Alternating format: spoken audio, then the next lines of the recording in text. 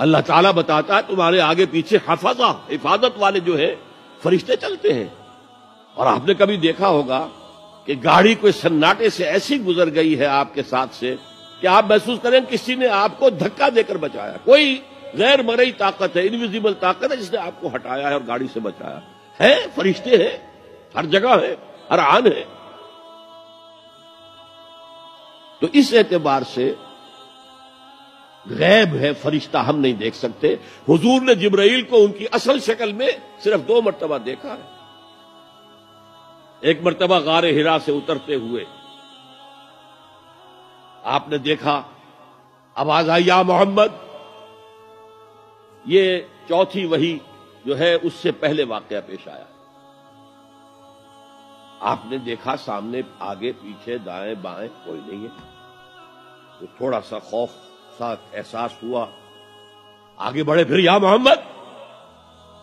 پھر آپ نے دیکھا دائیں بائیں آگے پیچھے کوئی نہیں ہے. پھر آواز آئی یا محمد. اب نگاہ اٹھا کر دیکھا تو جبرائیل پورے افق پر چھائے ہوئے.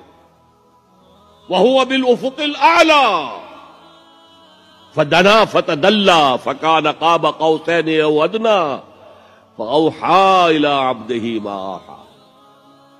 ایک اس موقع پر جبرائیل کو ان کی اصل ملکی شکل میں دیکھا ہے، اور ایک شب معراج میں دیکھا ہے ملکی شکل کے اندر.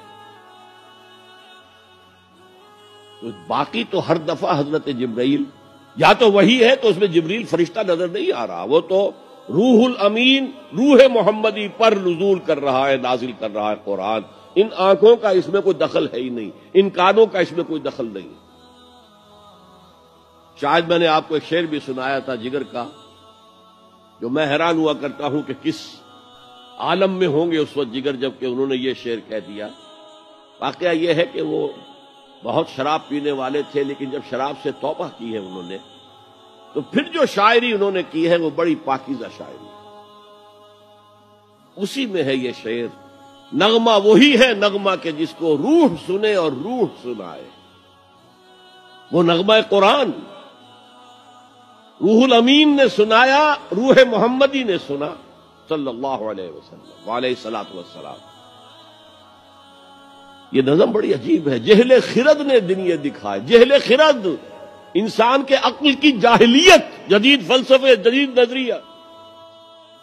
ویسے تو سمجھا ریشنلائزیشن ہے، ریشنلزم ہے، عقلیت ہے جہالت. جہل خرد نے دن یہ دکھائے، گھٹ گئے انسان بڑھ گئے سائے. اسی میں یہ شعر ہے، نغمہ وہی ہے نغمہ کہ جس کو روح سنے اور روح سنائے.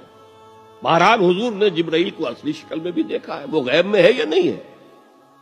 شب معراج میں آپ نے کیا نہیں دیکھا؟ جہنم کو دیکھ لیا، جنت کی سیر کر لی. یہ غیب ہے ہمارے لیے. تو جو چیزیں ہمارے لیے غیب، میں اس سے پہلے ایک گفتگو میں کہہ چکا ہوں کہ اللہ کے لیے تو غیب کا سوال ہی نہیں. وہ جب کہتا ہے عالم الغیب والشہادہ، وہ ہمارے اعتبار سے کہتا ہے جو چیزیں تمہارے لیے غیب ہیں اللہ ان کا بھی جاننے والا ہے، اور جو تمہارے لیے جو موجود ہیں سامنے جنہیں تم دیکھ سکتے ہو، چاہے ان کو دیکھنے کے لیے تم نے ٹیلیسکوپ ایجاد کر لی ہے تو اس سے تمہاری آنکھ کی صلاحیت بڑھ گئی. اگر مائکروسکوپ ایجاد کر لی ہے تو اس سے بھی تمہاری آنکھ کی صلاحیت بڑھ گئی ایک اعتبار سے. بہرحال ہے یہ تمہارے اپنے حواس خمسہ. تمہارا علم تو وہی تک رہے گا جو امور ان حواس خمسہ کی گرفت میں آ سکیں. ان سے جو ماورا ہیں، جس کو آپ کہتے ہیں ماوراء الطبعیات، فزیکل ورلڈ سے ماورا، جس کو میں نے اپنی گفتگو میں کہا تھا عالم امر ایک عالم خلق ہے. ہماری ساری سائنس، ہمارا سارا مطالعہ، ہماری ساری علم جو ہے وہ عالم خلق سے متعلق ہے، عالم امر سے کوئی تعلق ہی نہیں. عالم امر سے تعلق رکھنے والے فرشتے ہیں اور انسان کی روح ہے. یسألونک عن الروح قل الروح من امر ربی. اور عالم امر کے اندر یہ چیزیں، واقعات، تخلیق اس طور سے ہوتی ہے کہ اس میں صرف کن، صرف یہ کہا جاتا اور ہو جاتا، ٹائم ایلیمنٹ کوئی نہیں ہے. انما امرہ اذا اراد شیئا ان یقول له کن فیکون. ایسا ہی کوئی بڑا کن تھا جسے سائنسدان وہاں تک پہنچ گئے ہیں، دی بگ بینگ. کوئی بہت بڑا کن تھا اللہ کا جس سے کہ اس عالم خلق